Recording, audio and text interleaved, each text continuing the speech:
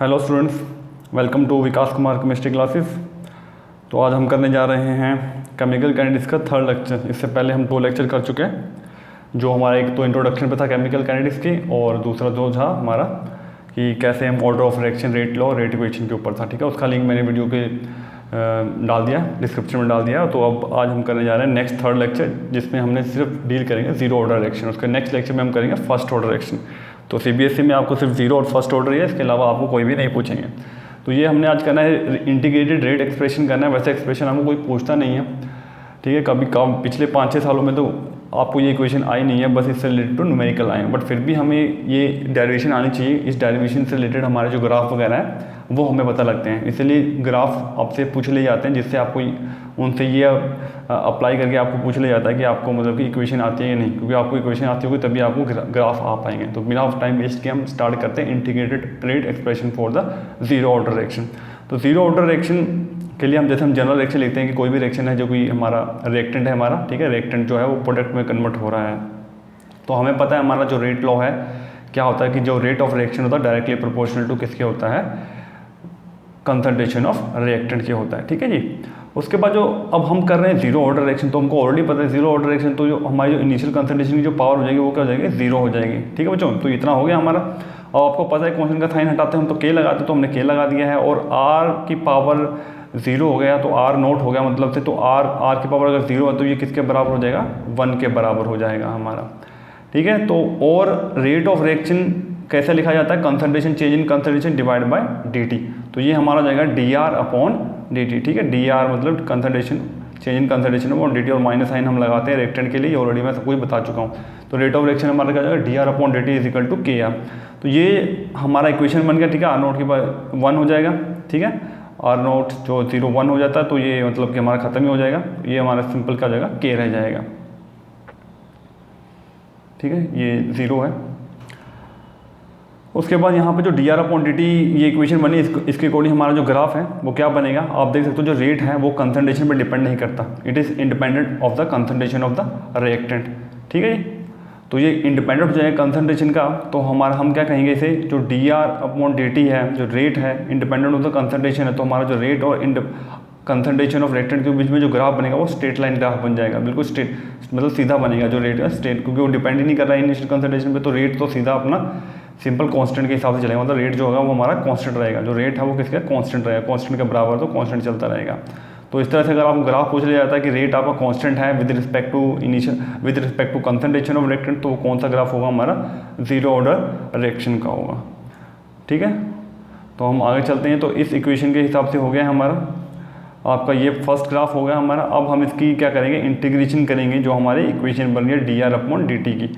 तो ये हमारे dr जो dt हम उधर ले गए के dt, और माइनस का साइन भी हम उस साइड को ले गए, ये जो माइनस का साइन उधर ले गए, तो ये बन जाएगा के dt माइनस के dt, और ये dr अकेला रह जाएगा। तो इंटीग्रेटेड बोथ साइड, दोनों तरफ से हमने इंटीग्रेशन कर लेना है इसका। और आपको पता है कि dr की अगर मैं इंटीग्रेशन करूँगा तो सिंपल ये r बन जाएगा dr, और जो कांस्टेंट होते हैं वो हम बाहर निकाल लेते हैं, इंटीग्रेशन से बाहर निकाल लेते हैं माइनस, जैसे हमने माइनस के जो कांस्टेंट है उसको हमने बाहर निकाल लिया है। और dt की अगर इंटीग्रेशन करोगे तो हमारे पास सिंपल क्या आ जाएगा, t आ जाएगा, ठीक है, सिंपल t आ जाएगा। dt की इंटीग्रेशन t, dr की इंटीग्रेशन करोगे तो सिंपल r आ जाएगा। और हम प्लस सब साथ में क्या लेते हैं, इंटीग्रेशन कॉन्स्टेंट लगाते हैं। उसकी ये हमारी इक्वेशन बन गई फर्स्ट, ठीक है। r is equal to minus K T plus आई। अब इनिशियल टाइम पे मतलब कि टाइम अगर हमारा जीरो, जैसे हमने रिएक्शन स्टार्ट किया तो उस टाइम की जो हम कंसंट्रेशन, इनिशियल कंसंट्रेशन जो हम रिएक्टेंट की लेते हैं that is R naught, the initial concentration. तो हम आर की जगह क्या ले लेंगे, आर नोट, और टी हमारा क्या लेंगे, टी ले लेंगे हम जीरो। तो ये हम वैल्यू जब हम पुट करेंगे आर की जगह आर नोट, टी की जगह हम क्या ले लेंगे जीरो, तो ये हमारा के मल्टीप्लाई करके जीरो तो जीरो हो जाएगा प्लस आई, और ये हमारा किसके बराबर होगा, R not is equal to I के बराबर हो जाएगा। इसी जो आई की वैल्यू जो है हम इस इक्वेशन पुट कर देंगे फर्स्ट में, तो हमारी क्या इक्वेशन बन जाएगी हमारी, हम देख सकते हैं। तो ये हमने पुट कर दी है, ठीक है। तो ये r is equal to minus K T, तो i की जगह हमने पुट क्या कर दिया, आर नोट, ठीक है। तो इतना सा चेंजेस आ जाएंगे, बस हमने i की वैल्यू पुट करनी थी इसलिए हमने वो वैल्यू निकाली है, i की वैल्यू। अब यहाँ पे हमारा क्या हो जाएगा, ये जो इक्वेशन बनी है ये किसके, कौन सी इक्वेशन को फॉलो करिए, y is equal to M X plus straight line graph को, ये नेगेटिव स्लोप के साथ हमारा बनेगा ग्राफ। तो हम y एक्सिस पे देख सकते हैं r है, और x एक्सिस पे हमारा t है। तो जो स्लोप की वैल्यू होगी, m की वैल्यू स्लोप देगा तो कितनी वैल्यू होगी इसकी, माइनस के, तो स्लोप ऑफ द लाइन की वैल्यू कितनी है माइनस के। तो ये ग्राफ से भी आपको पूछा जा सकता है, अगर आपको ग्राफ आ रहा और स्लोप की वैल्यू माइनस की आएगी और आपको पूछेगा कि कौन सा ग्राफ है, तो ये हमारा हो जाएगा जीरो ऑर्डर रिएक्शन का। इस बार एक आपको ये जो सीबीएसई बोर्ड में एक क्वेश्चन भी आया था कि आर और टाइम का मतलब जीरो ऑर्डर का रिएक्शन, तो what is the value of slope, तो उसको 4 ऑप्शन गिवन, तो उसमें तो आपका आंसर आना चाहिए था माइनस के। तो इस तरह से स्लोप की वैल्यू भी पूछ ली जाती है। तो आपका जो फॉर्मूला बन रहा है उसके बाद नेक्स्ट जो हमारा ये बना है, इस इक्वेशन को हम लिख देते हैं जो आर नोट माइनस आर हो जाएगा, ठीक है। ये के टी हम उधर ले जाएंगे और ये आर इधर ले जाएंगे, तो ये हमारा आर नोट माइनस आर हम इक्वेशन बन जाएगा ये। तो यही हमारी फाइनल इक्वेशन है जिसके अकॉर्डिंग हम न्यूमेरिकल निकालेंगे। अगर हमने रेट कांस्टेंट निकालना है तो किसके बराबर हो जाएगा, R naught minus R divide by किसके बराबर हो जाएगा, टी के बराबर हो जाएगा, ठीक है। तो ये हमारी इक्वेशन बन जाएगी जिससे हमारा कोई भी हमारा क्या बन जाएगा, फॉर्मूला हम निकाल सकते हैं, कोई भी इक्वेशन निकाल सकते हैं, कोई भी हम न्यूमेरिकल निकाल सकते हैं। तो ये हमारा दूसरा ग्राफ ही हो गया। तो आइए इसके ऊपर हम कर लेते हैं न्यूमेरिकल एक बार।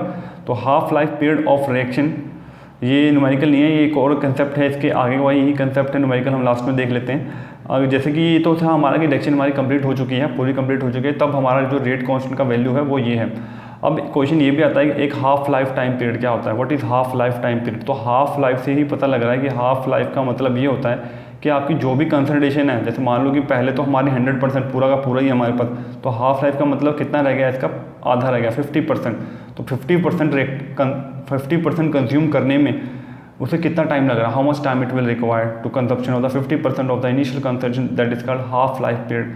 तो इसको हम डिनोट करते हैं T1/2 से, या T 50% से, या T 0.5 से, इस तरह से हम डिनोट कर देते हैं। तो आइए कैसे निकालते हैं, इसी इक्वेशन को हम लेके निकालेंगे। हमने बस कुछ नहीं करना, हमने क्या कर लेना कि हमने जो T को 1/2 ले लेना है, और T मतलब T 1/2 लिखते हैं जैसे हाफ लाइफ के लिए, और हमारी इनिशियल कंसंट्रेशन जो R है उसको उसकी जगह हम क्या लिख लेंगे, R नॉट डिवाइड बाय 2, क्योंकि हम क्या बात करें, half life time period, initial concentration का हाफ होना। बस यही इक्वेशन हमने इस पर पुट कर देनी है और से सॉल्व कर देना है, और हमने देख लेना है कि क्या हमारा बनता है। तो this is half life time period की, इसको T1/2 0.5 T 50% जैसे मर्जी डिनोट करो, time required consume during the consumption of half of the initial concentration.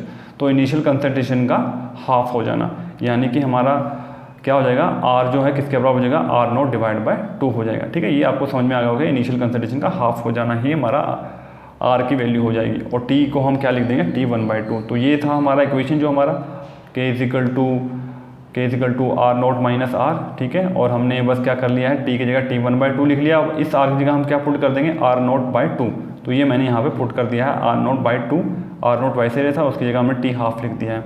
अब इसको आप सॉल्व कर लोगे तो ये हमारा आ जाएगा 2R note minus R naught divide by 2 आ जाएगा। 2R नोट में से एक R नोट गया तो सिंपल R नोट बचेगा आपका, R नोट डिवाइड बाय 2, और ये T हाफ तो लगा ही था, और ये K, तो ये हमारा सिंपल क्या बन जाएगा आपका, दैट इज़ ये R नोट बाई 2 हमारा बन गया। तो ये आप देख सकते हो, तो KT मल्टीप्लाई जाएगा, KT इज इक्वल टू हमारा किसके बराबर हो जाएगा, KT is equal to R naught, जिससे ऊपर आया R नोट डिवाइड बाय 2 आ जाएगा, ठीक है। बड़ी सिंपल सी है, ज़्यादा मुश्किल नहीं आएगा, आपको देख सकते हो इसमें कैसे कैसे मैंने कर रखा है ये, ठीक है जी। तो ये बस आपको simple 2R note minus R करोगे तो सिंपल एक R नोट डिवाइड बाय 2 बचेगा, ठीक है। तो ये लिखा हुआ है मैंने ऊपर, that is here we have R naught divide by 2 बचेगा, बाकी T हाफ वैसे ही है। उसके बाद हमने T हाफ उधर ले गए हैं, R नोट डिवाइड बाय 2, तो अपने T हाफ निकालना, तो T हाफ को रहने दीजिए, तो 2 वैसे रहेगा, और R नोट अपॉन 2K बन जाएगा। तो फाइनल इक्वेशन हमारी जो बनेगी ये बनेगी R नोट अपॉन 2K। तो T हाफ और R नोट हमारा देख सकते हो डायरेक्टली प्रोपोर्शनल है, तो स्ट्रेट ग्राफ बनेगा, मतलब सीधा ग्राफ बनेगा अगर हम T हाफ और इनिशियल कंसंट्रेशन का ग्राफ बनाएं। तो इस तरह से थर्ड ग्राफ आ गया है ये हमारा जीरो ऑर्डर रिएक्शन। तो मैं पहले बोला ग्राफ इंपॉर्टेंट है हमारे, तो T हाफ और R नोट का हमारा सीधा ग्राफ बन जाएगा। तो इस तरह से हम 3 ग्राफ को, ये तीनों ग्राफ आपको आने चाहिए, तीनों ग्राफ की हेल्प से हम बता सकते हैं कि आपका कौन सा ऑर्डर का रिएक्शन बनेगा, जीरो ऑर्डर का रिएक्शन बनेगा। तो ये हमारा फॉर्मूला है कि हाफ लाइफ टाइम पीरियड निकालना है, ठीक है। जीरो ऑर्डर रिएक्शन है तो आपको K चाहिए सिर्फ, तो K आपको अगर गिवन होगा तो हमारा, और इनिशियल कंसंट्रेशन गिवन होगी तो आपका T हाफ निकल जाएगा, ठीक है। तो इस तरह से जैसे K हम पहले वाली इक्वेशन से निकालेंगे जो हमने पहले ही सॉल्व किया, ठीक है। तो आइए हम एक न्यूमेरिकल देख लेते हैं इसके ऊपर। The rate constant for a zero order reaction in A is 0.03 mole. तो ये रेट कांस्टेंट गिवन है 0.0030 मोल पर litre second. How will take for the initial concentration of A to fall from 0.10 molar to 0.075। तो ये कह रहा है कि कितना टाइम लगेगा आपको इनिशियल कंसंट्रेशन ऑफ A की जो है, मतलब हम A नोट ले सकते हैं इनिशियल कंसंट्रेशन को, या आप R नोट ही लिख लो, कि वो 0.10 से 0.075 में कन्वर्ट होते वक्त कितना टाइम लगेगा। तो हमारा फॉर्मूला ये रहा टी निकालना है, यानी कि R0 minus R divide by के।